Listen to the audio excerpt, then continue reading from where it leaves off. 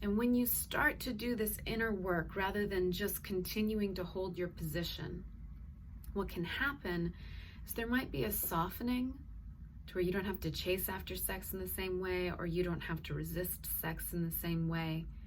There's a softness around it from the inside that allows you to be a little bit more open towards coming towards center.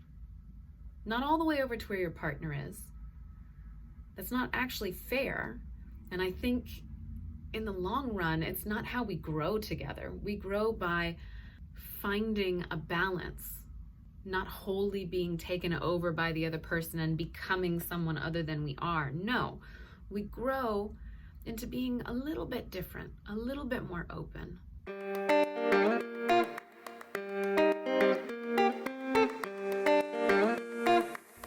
Hello, you gorgeous and sexy creature. Welcome to Practice Intimacy. This is the place to be to learn all about love, sex, and how to have the best relationships you possibly can. My name is Jamie Lynn. I'm a marriage and family therapist in the Austin area. It is cold in Austin right now, which is why I'm turtlenecking today. It's very chilly here. We just had our first real freeze. And it had me thinking about something. Being locked in a house because we could not leave our home brought up things between my partner and I that I think a lot of people go through. So one of the only things that we really struggle with is desire difference. One person wanting sex more than the other person.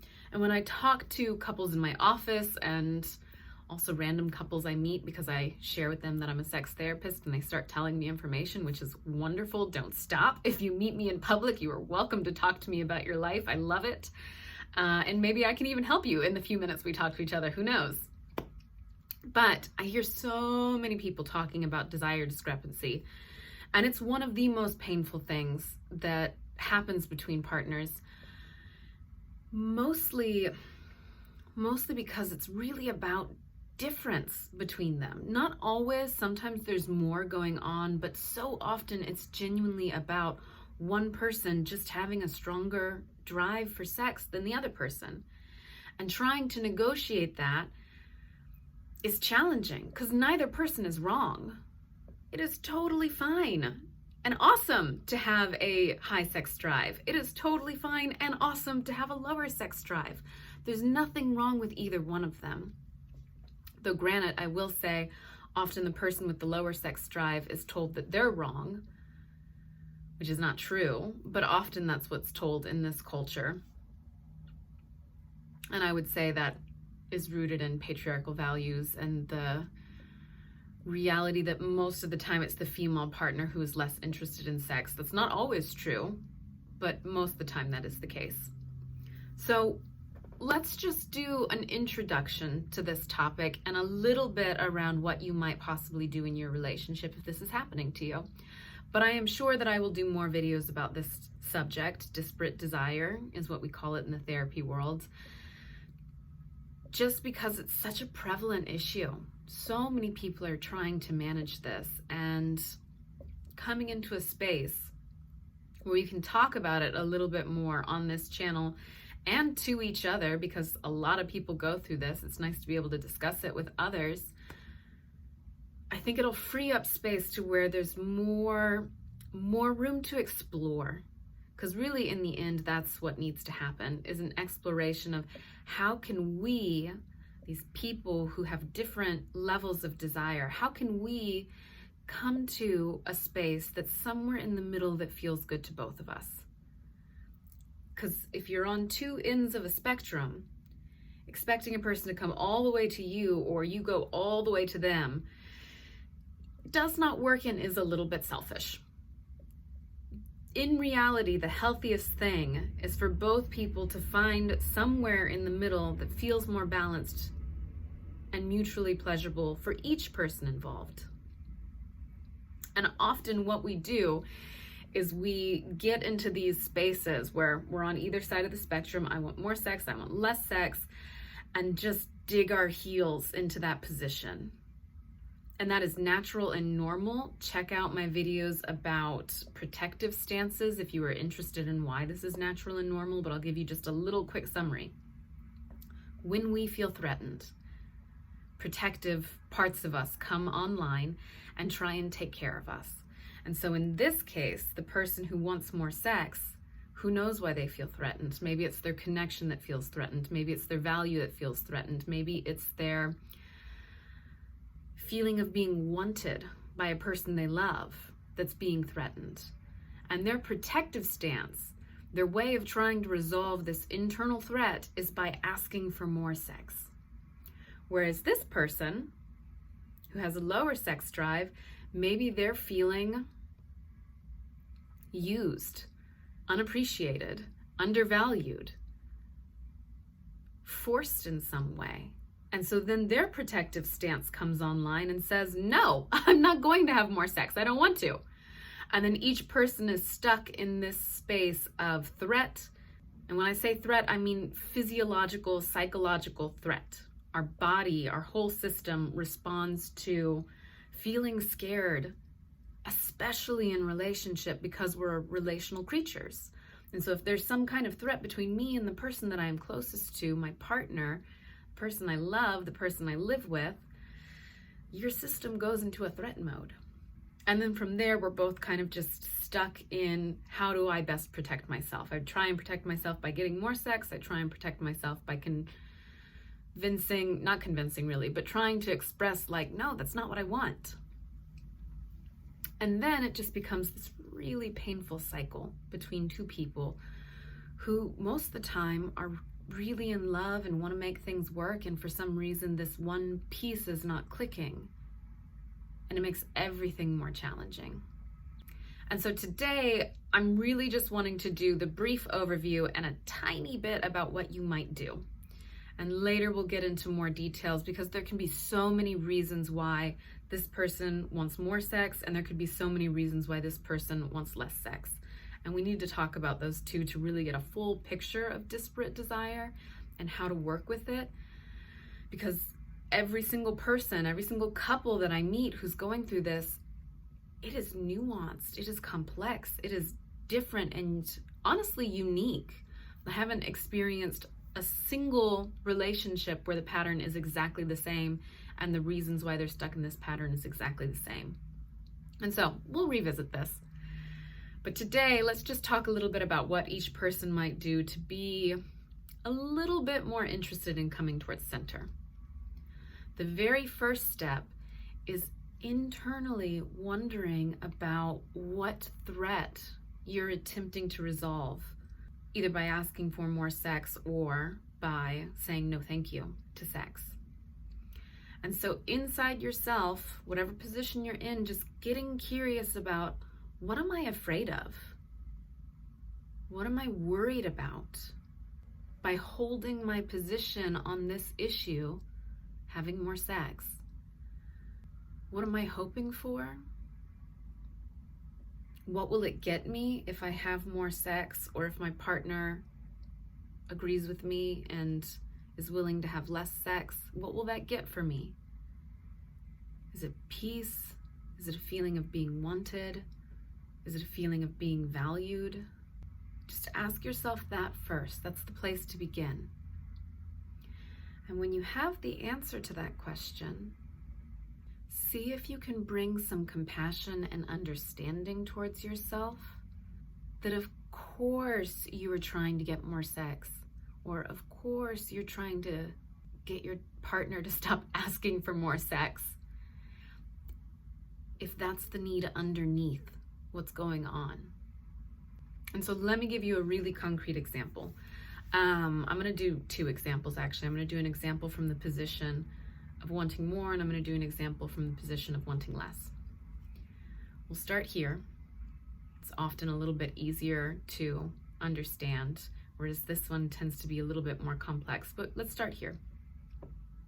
So often, this has more to do with feeling wanted than anything else. It is true that some people have a higher biological drive, body drive to be sexual. But just because your body drive is higher does not mean that you need to be having sex with your partner. You can take care of a body drive on your own. Solo sex is a wonderful way to do that. And so there's actually something emotional going on that is causing the person to chase after their partner, trying to get a sexual interaction between us, rather than just taking care of the body need by themselves. So the emotional piece that's usually happening, not all the time, but usually has something to do with feeling wanted. I want to feel wanted by my partner. I would know that they want me if they were engaging with me sexually. And so if that's the need underneath this push to be sexual, then coming into a space where you're just with that need and you're validating that need, I see you, I totally understand that you want to feel wanted. That makes so much sense. And holding yourself and your system with a little bit of an internal challenge. The challenge is, can I allow myself to feel wanted in other ways? Can I experience my partner wanting me in ways other than sex? Because for this person, their system has decided, for whatever reason, that sex is the way that they feel wanted.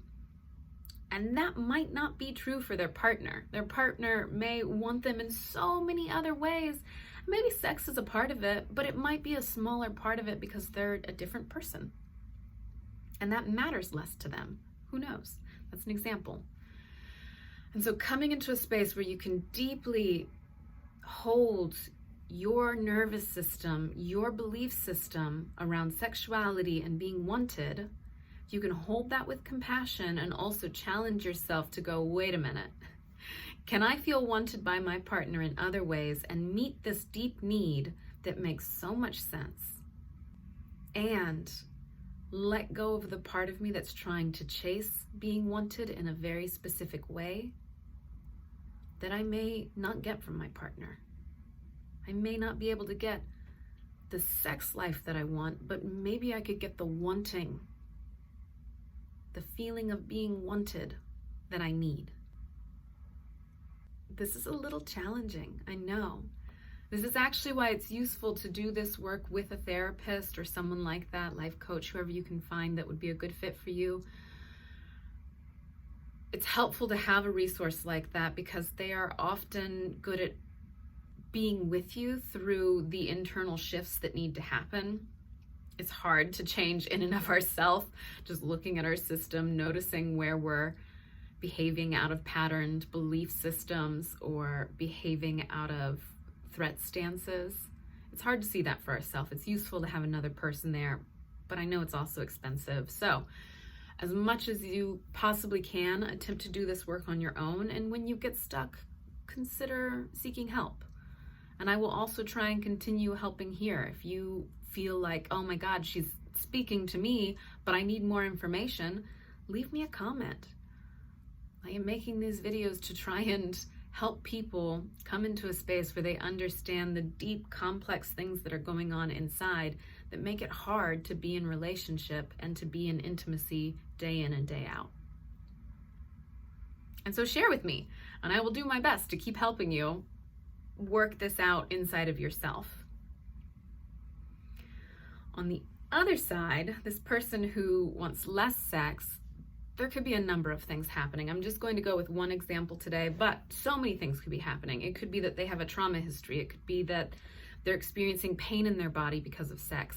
It could be that they're trying to assert their autonomy, especially for women, and not be a sexual object and instead be valued for themselves and not just as a pleasure-giving being to their partner.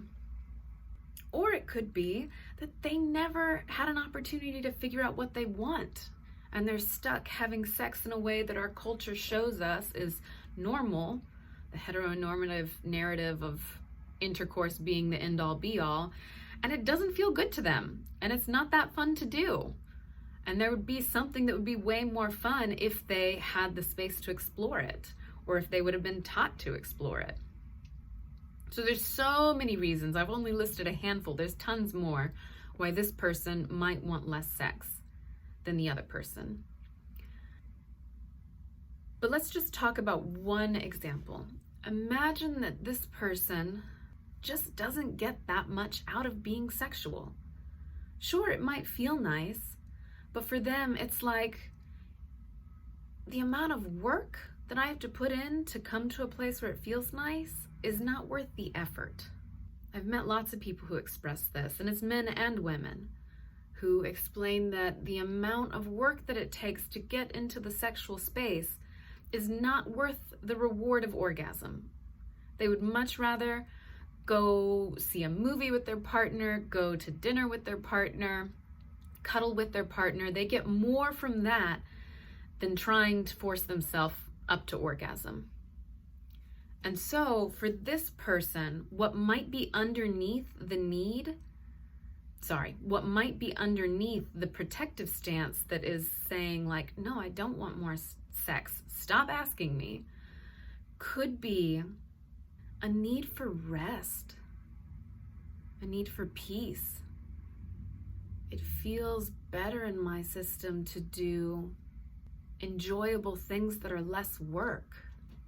And so once again, the very first step is coming into contact with whatever the need is underneath the protective stance, and then bringing compassion and validation to that need. Of course you desire that. Of course that would feel good to you. The first step is always the compassion move, understanding yourself, bringing care and kindness to your system around what it's needing. And then moving into a little bit of a challenge move. What's going on that my need for peace or relaxation or enjoyment of what feels good to me, what's going on that's more important than occasionally stretching myself and doing something that is challenging to meet my partner in their wants and desires. And this is not this means I have to be sexual in the way they want. No, that's not what I'm saying. I would never say that to anyone who is resisting being sexual, because if you force yourself to cross that boundary, it's only going to bring up pain for you, possibly resentment between you and your partner, and more problems in the end. I don't think it's good for anyone to make themselves have sex if they don't want to. But opening the door with some curiosity and interest of like, why am I so resistant? What cost is there to me to do something that's a little bit challenging? To be interested in working for something that feels good in the end. And granted, like I said, this is a very specific example. I'd be giving a totally different example if what was going on was pain in the body during sex. Okay, this video is getting a teeny bit long, so let me sum up. We will end for today. We will definitely revisit this topic because it is such a big topic. But here's the key things.